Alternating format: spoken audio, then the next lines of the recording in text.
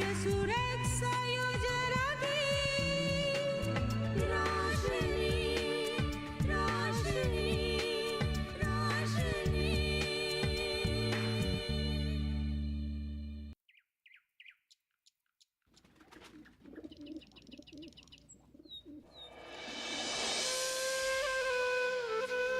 सुनिए जी, हाँ हाँ बोलो। इस तरह हाँ। बीरिना की बुखार कम नहीं होगा।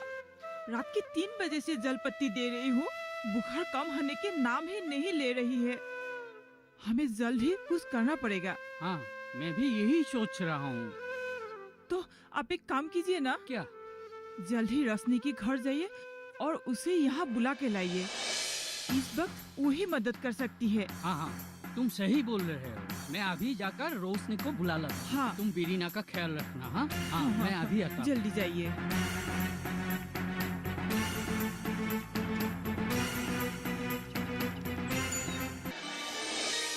रोशनी, अरे महेश भैया, इतने सुबह सुबह क्या बात है, बोलिए तो। क्या बताऊँ रोशनी, कल रात से ही मेरी बेटी बीरिना को बहुत बुखार है। तुम एक बार मेरे साथ आके उसे देख लेती तो बहुत मेहरबानी होगी। अरे इसमें मेहरबानी की क्या बात है, ये तो मेरा फर्ज है। आप 1 मिनट रुकिए, मैं अंदर से बैग लेके आती हूँ। ठीक है।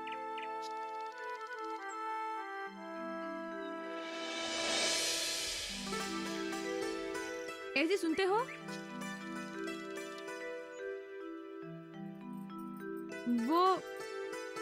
मैं वो महेश भैया के घर से हो आती हूँ, थोड़ा सा काम है।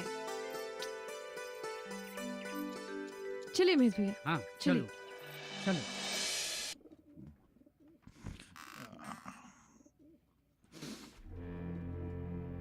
रोशनी, ए रोशनी,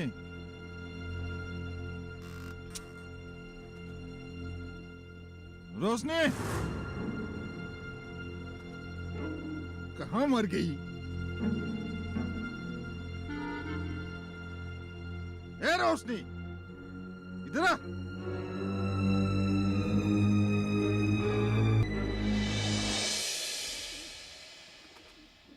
महेश भैया, हाँ? अब आप लोगों को चिंता करने की कोई जरूरत नहीं है। मैंने बीना को दवाई दे दी है। तुम्हें बहुत बहुत धन्यवाद रोशनी। आज तुम नहीं होती तो न जाने क्या होता। अरे ये तो मेरा फर्ज है, लेकिन आप लोग एक काम कीजिएगा। हाँ बोलो। अगर बीना 1-2 दिन में पूरी तरह से स्वस्थ नहीं हो जाती है तो आप लोग उसको एक बार डॉक्टर के पास ले हाँ जाइएगा। ठीक है। ठीक है, तो अब मैं चलती हूँ। ठीक है। हाँ।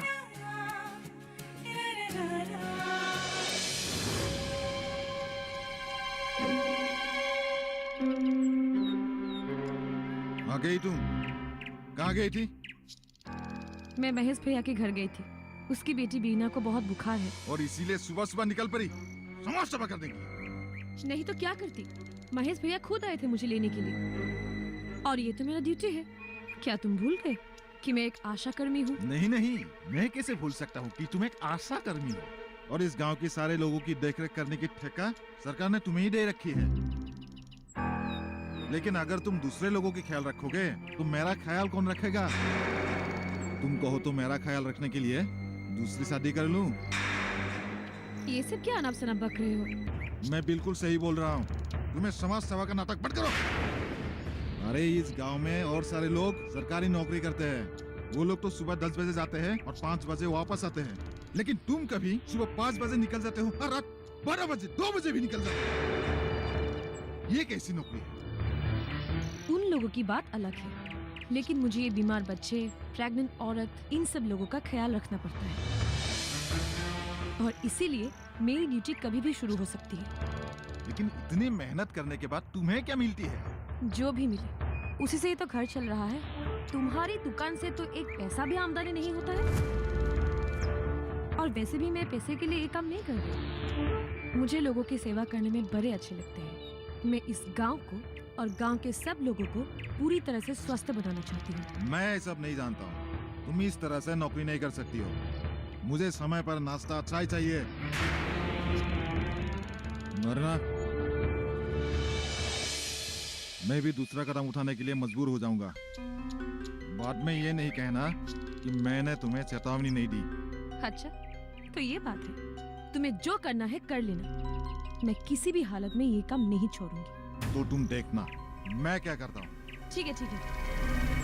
ए, कम से कम एक कप चाय तो दो, सुबह से कुछ खाया नहीं मैंने। पानी भी ना एक गिलास।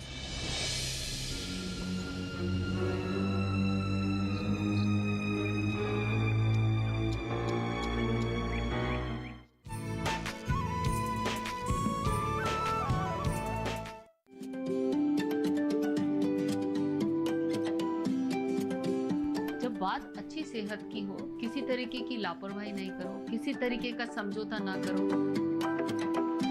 ना बरतें लापरवाही, लक्षणों को पहचानें और लें डॉक्टर की सलाह। चाहे बीमारी दिल की हो, दांतों की हो या दिमाग की हो, खुद से इलाज ना करें, खुद से कोई भी दवाई ना खाएं, डॉक्टर के पास जाएं, अपनी जांच कराएं और अपना पूरा इलाज करवाएं और अपना ख्याल रखें। कार्यक्रम जो देगा सलाह भी मार्गदर्शन भी। मोबाइल उठाएं, नंबर मिलाएं 1800-113060 या 1800-113061।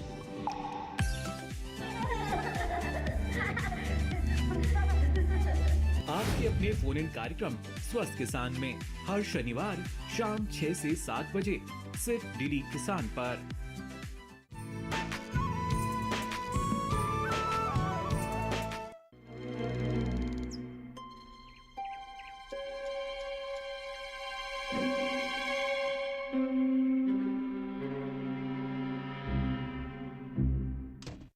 क्या बात है रोशनी, आज तुम बहुत उदास दिख रही हो।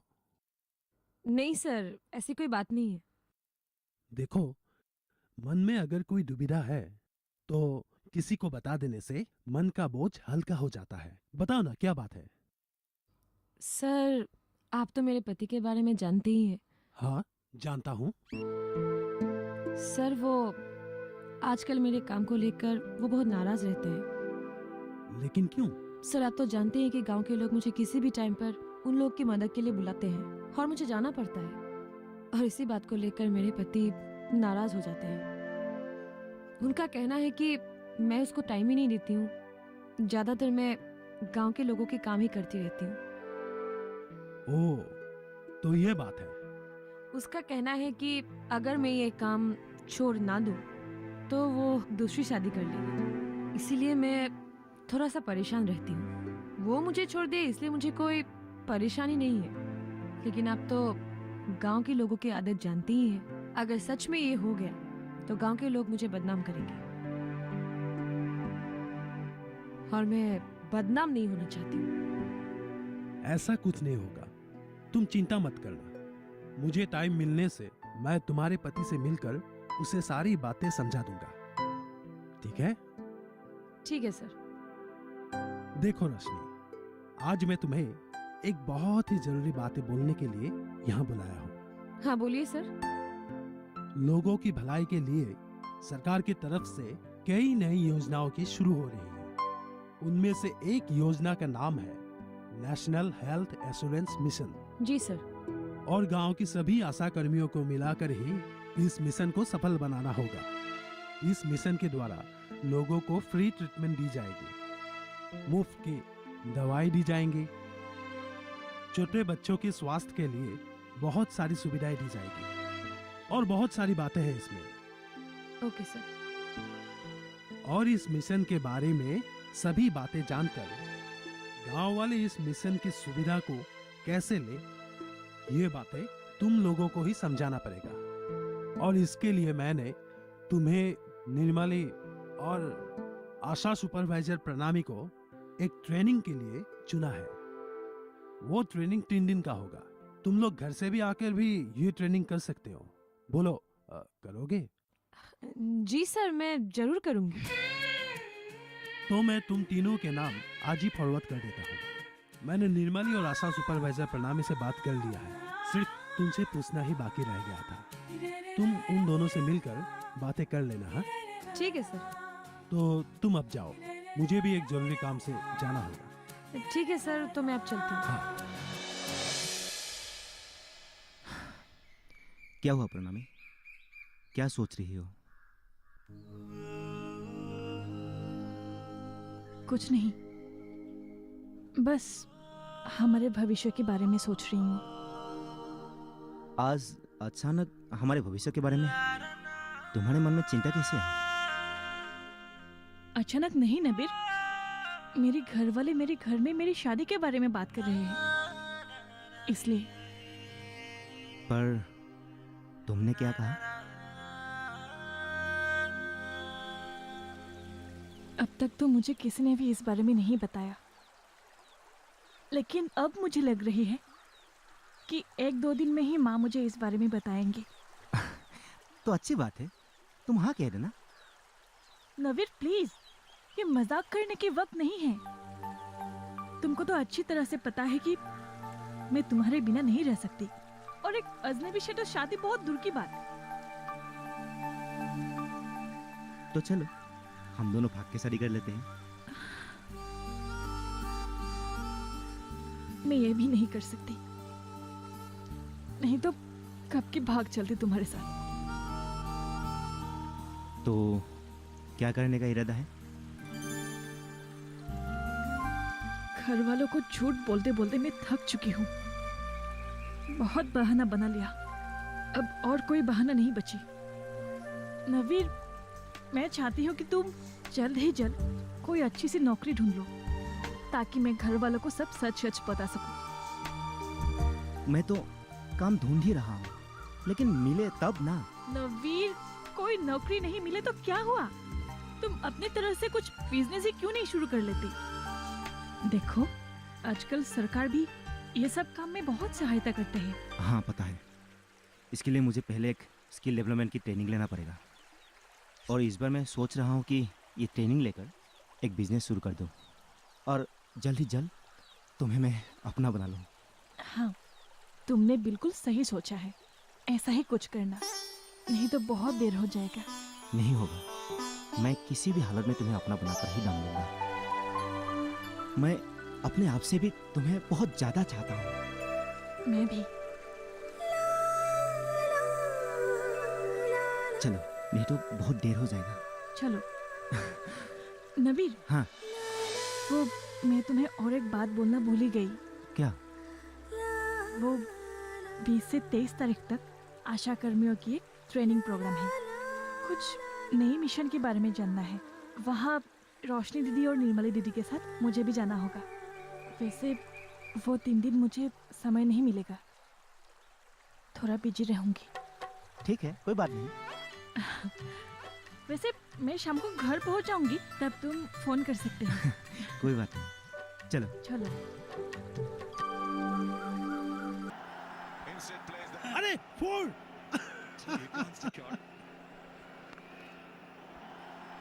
क्या बात है ललिता, आज ऐसे मुंह फुला के क्यों बैठे हुए हो?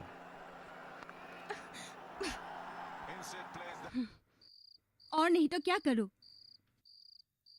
कितनी बार कहा है मैंने तुमसे कि ऐसे पिछड़ी हुई जगह में पोस्टिंग मत लो, जैसे भी हो जगह बदल लो, लेकिन तुमने अपनी ट्रांसफर रुकाने के लिए कोई भी स्टेप नहीं उठाया।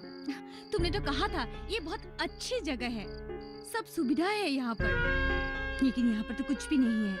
अरे सभी तो है, और क्या चाहिए तुम्हें? क्या है? खरीदारी करने के लिए एक अच्छी मार्केट नहीं है, एक सिनेमा हॉल नहीं है, और यहाँ की रास्ते का हालत देखा है तुमने? अरे सब धीरे धीरे बदल रहा है यहाँ। जब तक बदलेंगे हम दोनों बूढ़े हो चुके होंगे। अरे इतना नेगेटिव क्यों सोच रहे हो?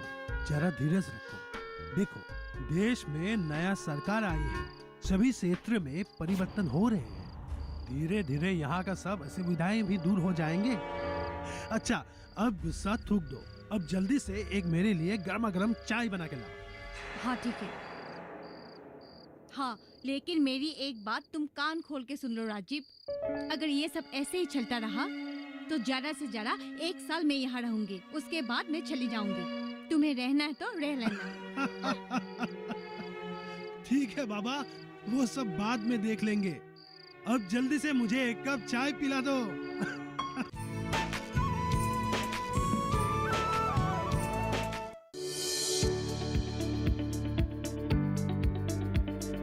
कृषि और पशुपालन है एक दूसरे के पूरक।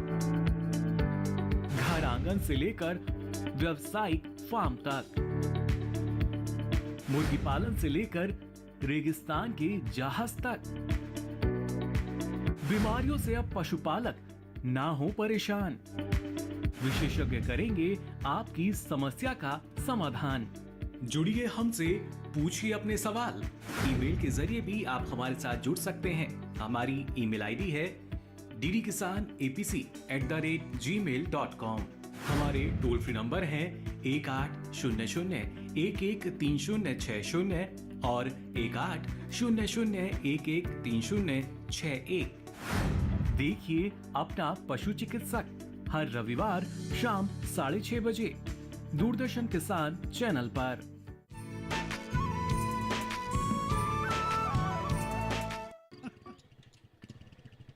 रश्मि दीदी कैसे आ रहे हैं?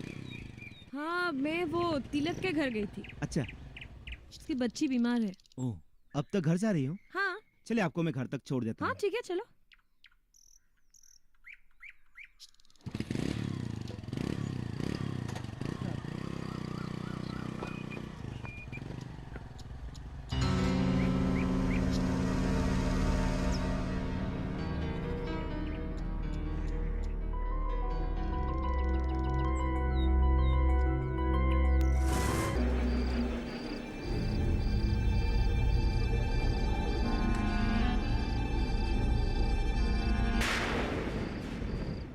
आ गई तुम?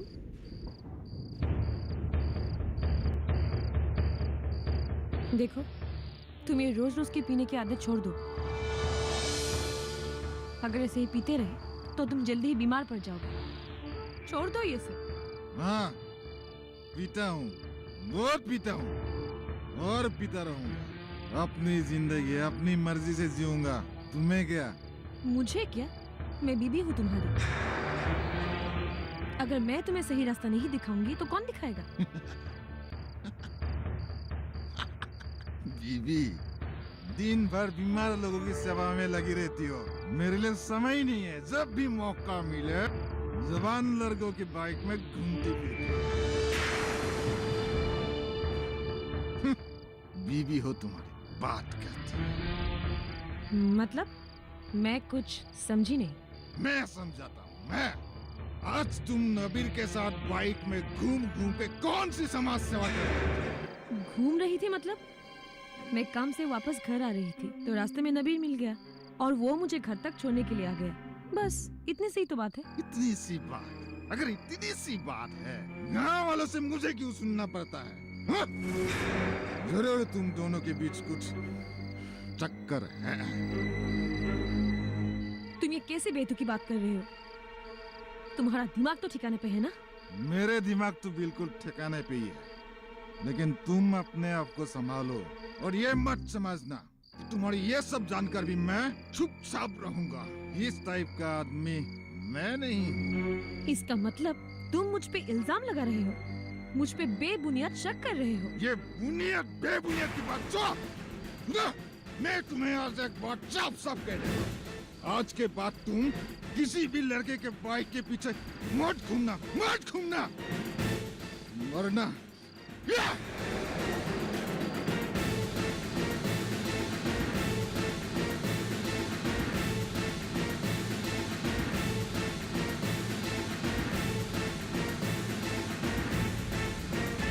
आप सभी जानते हैं कि आज हम यहाँ क्यों इकट्ठे हुए हैं। आज हम एक नई योजना के बारे में बातचीत करेंगे। हमारे बीपीएम अमिताभ जी आप लोगों को इस योजना के बारे में विस्तार से बताएंगे। अमिताभ जी। हाँ, आज आप लोगों को ये नई योजना के बारे में ट्रेनिंग दिया जाएगा और इस नई योजना में क्या क्या बातें हैं, ये सारी बातें आप लोगों को बता दिया जाएगा। और इस ट्रेनिंग खत्म होने के बाद आप लोग गांव-गांव में जाकर इस योजना के बारे में गांव के लोगों को जागरूक करना पड़ेगा। सर, ये योजना का नाम क्या है? बैठिए। इस योजना का नाम है नेशनल हेल्थ एश्योरेंस मिशन, यानी राष्ट्रीय स्वास्थ्य सुरक्षा योजना। ये योजना 2011 में प्लानिंग कमीशन द्वारा प्रस्तावित हुआ था, लेकिन इसका काम शुरू नहीं हुआ था। 2015 के 1 अप्रैल से स्वास्थ्य मंत्रालय ने इसके भार संभाले और अब इसका काम शुरू हो रहा है। लेबर मिनिस्ट्री के अधीन राष्ट्रीय स्वास्थ्य बीमा योजना भी अब स्वास्थ्य मंत्रालय को दिया जा रहा है और अब ये बीमा योजना भी इस योजना के अधीन है और इस योजना की देखरेख स्वयं भारत के प्रधानमंत्री नरेंद्र मोदी जी करेंगे और उन्हीं की तत्परता से ही इसका काम शुरू हो रहा है। सर, इस योजना पे लोगों को क्या क्या सुविधाएं उपलब्ध होंगी? बैठो, तुमने बहुत ही अच्छी सवाल पूछी है। इस योजना में देश की हर एक नागरिक को 50 जरूरी दवाइयाँ मुफ्त में उपलब्ध करवाया जाएगा और साथ ही साथ बहुत सारी बीमारियों का टेस्ट मुफ्त में करवाया जाएगा, जैसे कि आयुर्वेदा, योगा, नेचुरोपैथी, यूनानी, सिद्धा और होम्योपैथी की 30 तरह की दवाइयाँ मुफ्त में दिया जाएगा और राष्ट्रीय स्वास्थ्य बीमा योजना के अधीन सभी लोगों को स्वास्थ्य बीमा करवाया जाएगा। सर, ये सब सुविधाएं पाने के लिए लोगों को क्या क्या करना होगा? ज्यादा कुछ नहीं, अपने आधार कार्ड के जरिए बैंक में अकाउंट खोलना पड़ेगा और एक स्मार्ट कार्ड बनाना पड़ेगा। उसके बाद सभी लोग इस योजना का फायदा उठा पाएंगे। सर, ये तो बहुत अच्छी योजना है। इससे हमारे देश के लोगों को बहुत ही उपकार होगा। हाँ, जरूर। सरकार यही चाहते हैं कि बीमारी के नाम पर आम आदमी की पॉकेट से पैसा खर्च ना हो और इसलिए ये योजना शुरू किया है। सर, कौन कौन सी बीमारियों को इस योजना के अधीन चिकित्सा दी जाएगी? लगभग सभी तरह का जानलेवा बीमारी का चिकित्सा किया जाएगा, लेकिन पहले malaria, kala-azar, filaria, dengue, Japanese encephalitis, chikungunya जैसी बीमारी, HIV, एड्स के रोगी और आंखों की बीमारियों का चिकित्सा किया जाएगा। कैटरेक्ट का ऑपरेशन फ्री में किया जाएगा, कॉर्निया का ट्रांसप्लांट भी किया जाएगा और धीरे धीरे सभी तरह का बीमारियों का इलाज मुफ्त हो जाएगा। और हाँ, बच्चों को भी 7 तरह की बीमारियों से जूझने के लिए इम्यूनाइजेशन का टीका मुफ्त में किया जाएगा। टीबी और कैंसर जैसा बीमारियों का भी इलाज फ्री में किया जाएगा। सर, अगर ये योजना सफल हो गए तो हमारे देश से बीमारी का नामो निशान ही मिट जाएगा। हाँ, तुमने बिल्कुल सही कहा। आज के लिए इतना ही काफी। कल मैं आप लोगों को सिखाऊंगा कि इस योजना के लिए आप लोगों को और क्या क्या करना होगा। अब आप लोग जा सकते हैं। तुम आज से 2 दिन पहले तुम्हारी इस फुटपटी में मेरी बीवी रोशनी को उठाया था कि नहीं? सरकार एक नया योजना लागू करने जा रही है। क्या? ड्यूटी करो, करो ड्यूटी, इसमें कोई बाधा नहीं है, लेकिन तुम्हें नए योजना के पीछे जिस तरह से हाथ धो के बैठे हो वो बंद करो।